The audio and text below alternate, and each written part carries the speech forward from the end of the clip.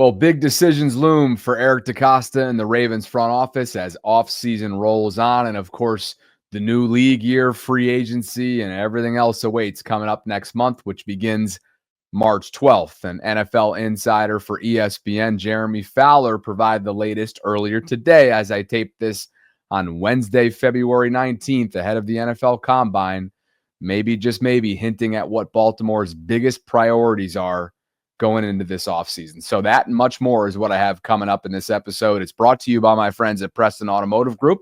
I'm glad you're here. Hope you're enjoying your offseason. And as a reminder, I will be in Indianapolis next week for the NFL Combine. So send me your notes, send me your prospects, send me your to-dos in Indy. I've never been to Indiana, so checking off a bunch of boxes between New Orleans a couple weeks ago and now the annual NFL Scouting Combine. So without further ado, let's get to the biggest piece of news from today, aside from what Fowler just had to share on ESPN, and that is something that Dan Graziano tweeted out, and the NFL has informed him and informed teams in this case that the 2025 per team salary cap will fall in the range of $277.5 million to $281.5 million.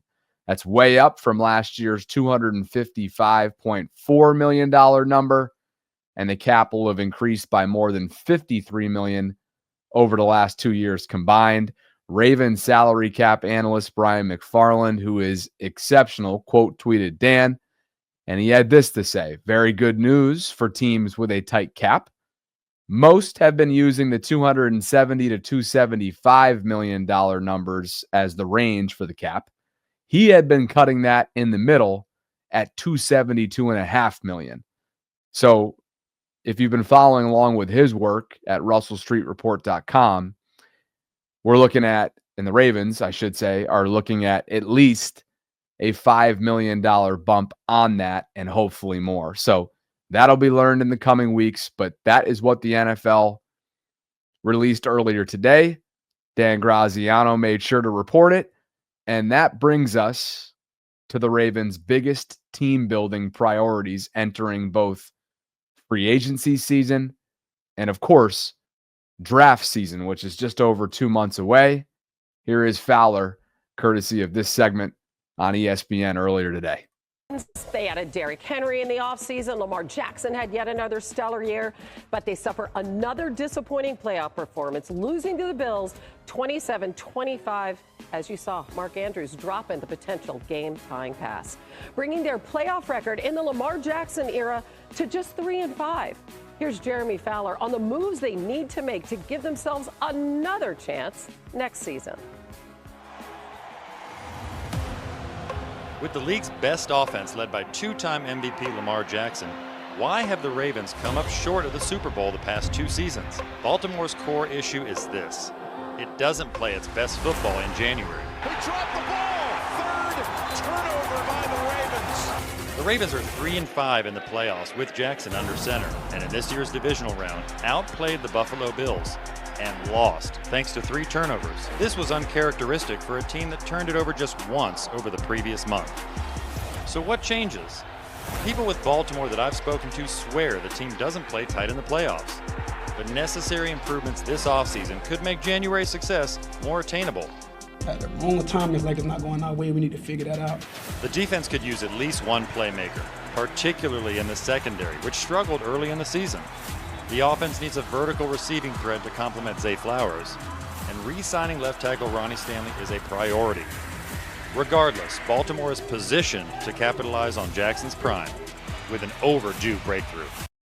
Okay, so NFL insider Jeremy Fowler, part of his piece earlier today on ESPN. And as you heard, here's the quote that stands out to me. The defense could use at least one playmaker, particularly in the secondary. I think we all know that. The offense needs a vertical receipt. By the way, we all want an edge rusher too. I don't think I'm saying anything groundbreaking when I bring that up. The offense needs a vertical receiving threat to complement Zay Flowers, and re-signing left tackle Ronnie Stanley is a priority. Okay, that's where I want to begin today's conversation. because it was just earlier this afternoon that I floated out this potential scenario to former Raven and a former Super Bowl winning Raven at that, and friend of the show, Femi Ayambadejo, the idea of potentially letting Ronnie walk in free agency should he dictate a big-time number, and should the market, I should say, dictate a big-time number for him. And if that's the case, just floating this out there, how do you guys feel out there about potentially shifting Roger Rosengarten, who has past experience at left tackle, over to left tackle in Baltimore? Adding Andrew Voorhees in at left guard. You have a mainstay at center who you're expecting to extend at some point in the near future in Tyler Linderbaum. That's not changing. You continue with the Daniel Fa'alele experiment, and you either, on the latter half of free agency, fill in a player like a Morgan Moses. I'm not saying they're going back after Morgan Moses, but similarly to the way they did several years ago, you go get a Morgan Moses type in free agency, or you attempt to draft your future right tackle the way you did in the second round last April, which was obviously a significant success with Roger Rosengarten. And I know probably some of you are like, well, who's on the roster right now? Yeah, you have Josh Jones that's been waiting for an opportunity. He's a tackle. But aside from that, and I know Fa'alele was essentially drafted to be a tackle, but I think that experiment is over. I would think. They clearly found some sort of continuity with him at right guard, enough for him to be viewed as a Pro Bowl alternate. Didn't he get one All-Pro vote, if memory serves, as well? So I'm just floating that out there. Now, again, Fowler is plugged in, and he says that it's a priority for the Ravens to re-sign Ronnie. But should money get tight, and should they want to allocate those resources elsewhere? I'm just throwing that out there. And I would love to get your thoughts in the comment section about that potential. Spot rack, contracts, projections, earnings, transactions, so on and so forth. They have this on Ronnie Stanley in terms of his calculated market value. Ronnie, of course, has been around the league for a long time. The Ravens' first-round pick, you got to go all the way back to 2016. Hard to believe, out of Notre Dame when they selected him 6th overall. He has been their franchise left tackle ever since, and he has indeed fully recovered from a gruesome, brutal ankle injury and has had a resurgence. He's a first-team All-Pro from 2019 and a 2-time Pro Bowler, including this past season, on top of that 2019 campaign, which was historic. Spot Rack has him at an average annual salary of $20.7 million. In terms of the market value and the total of this contract, they're going in at just over $41 million total, which would rank 74th around the league and 5th at his position.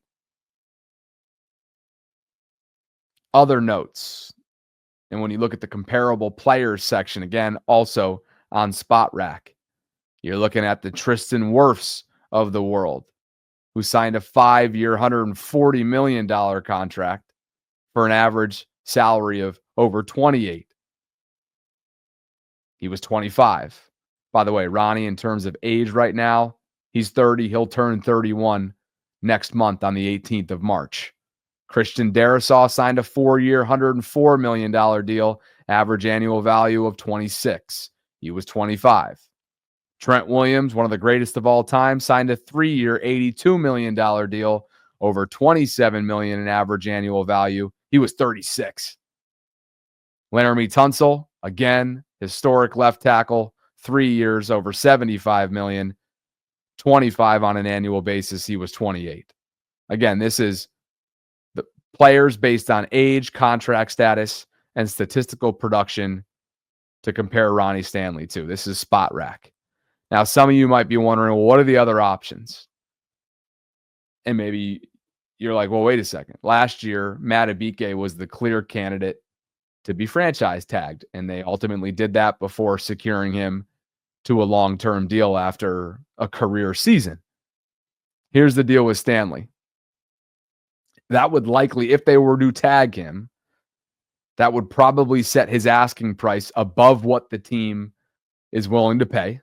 And even with the lower transition tag, Ronnie would be set for over $22 million in fully guaranteed money for 2025, and then he would hit free agency or potentially be tagged again. The second tag would cost in the neighborhood of, again, over $27 million for 2026. So that's not the answer. Franchise tagging him is not the answer. Extending him could be, right?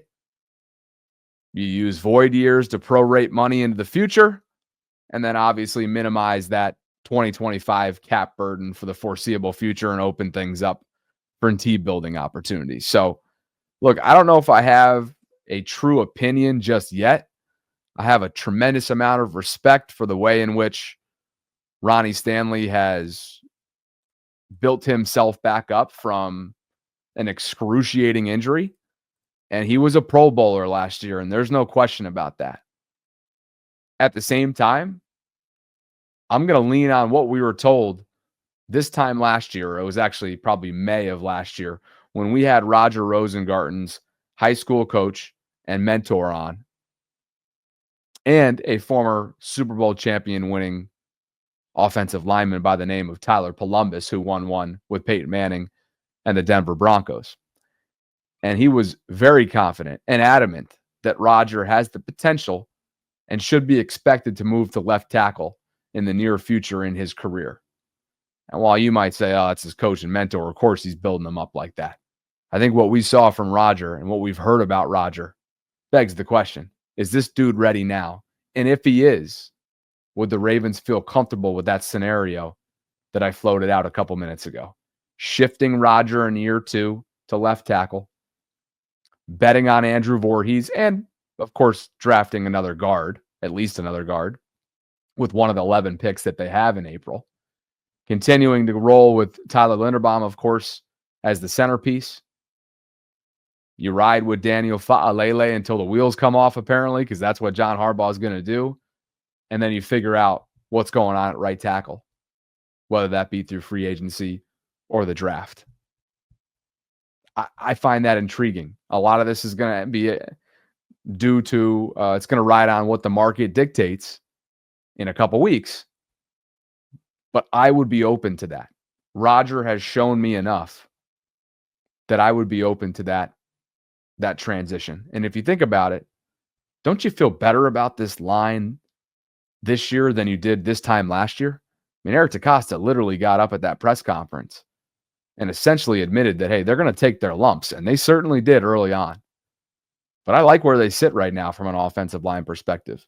But they got more work to do, both through free agency and through the draft. Let me know what your thoughts are in the comment section.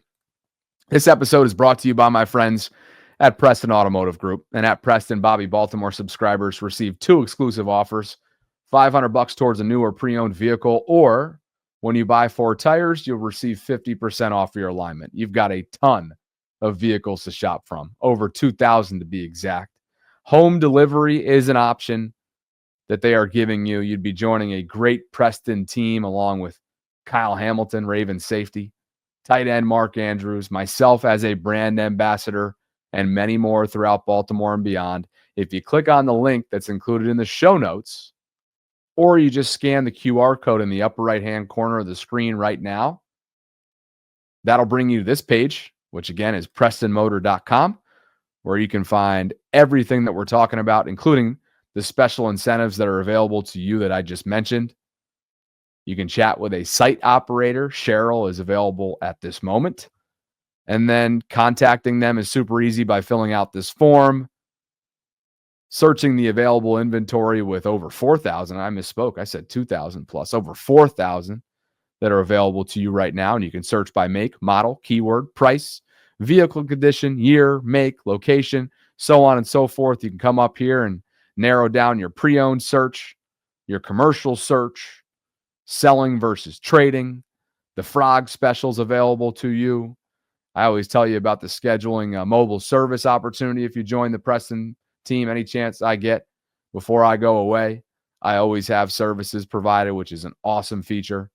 And it's just overall a tremendous company that I've really enjoyed repping over these last couple of years. So again, you can scan the QR code to learn more.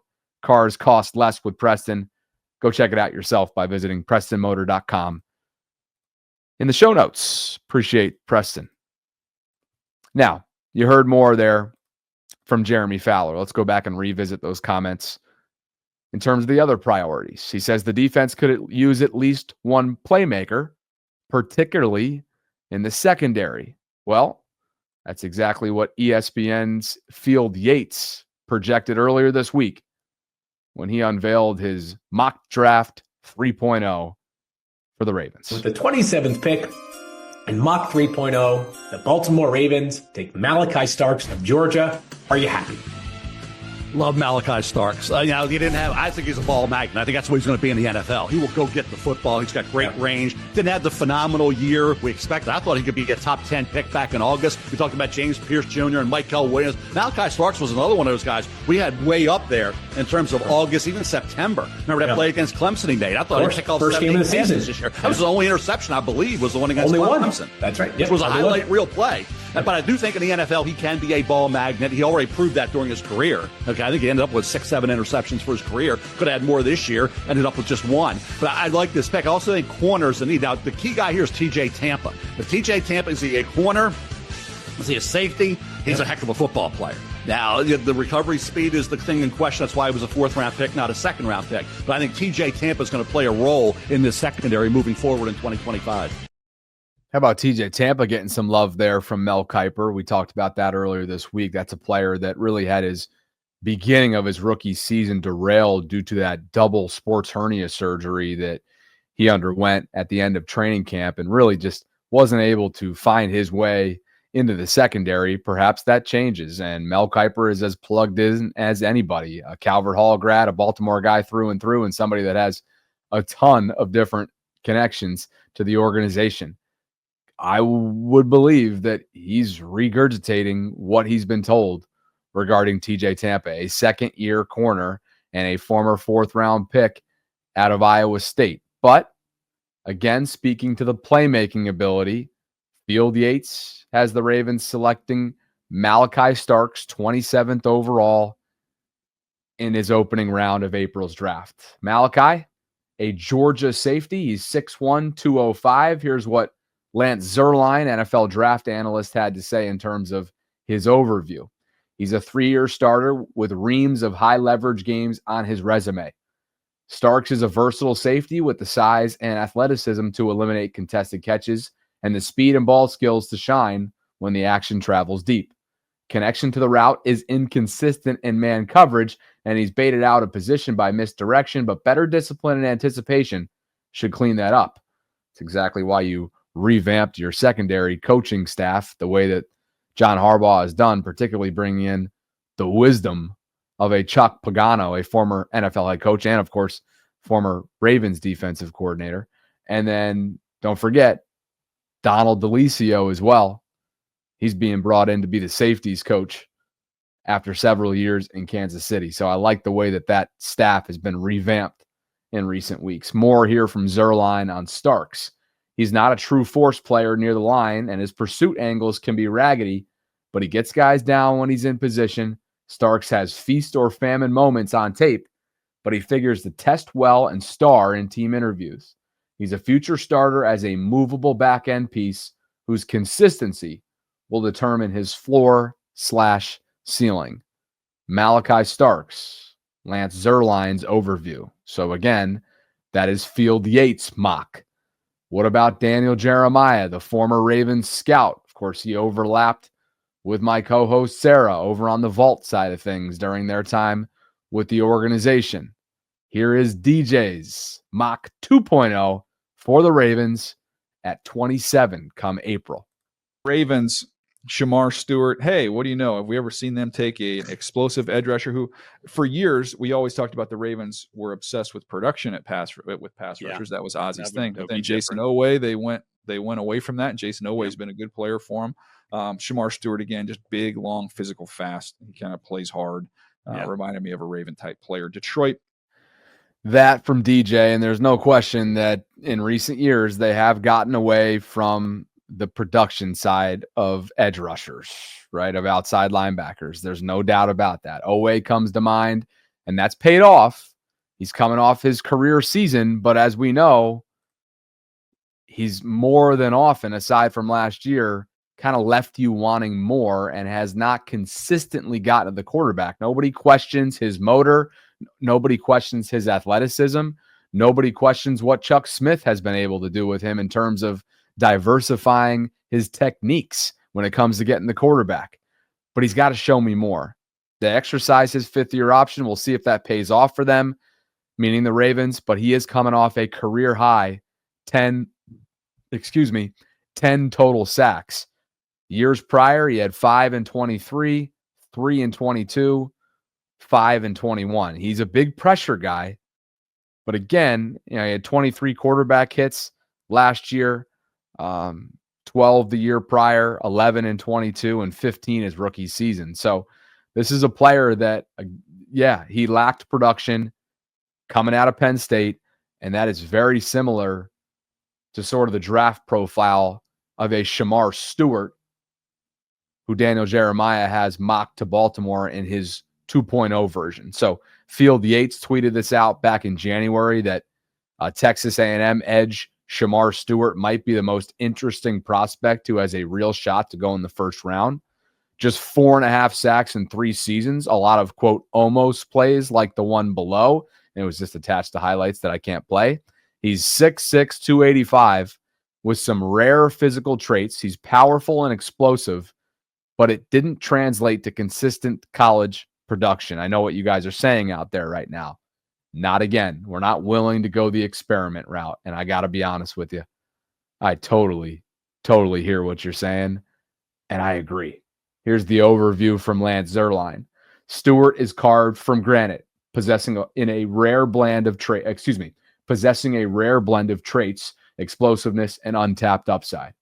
He's long and sudden off the snap, but hasn't learned to weaponize his hands to control the point of attack and bypass protection with go-to moves.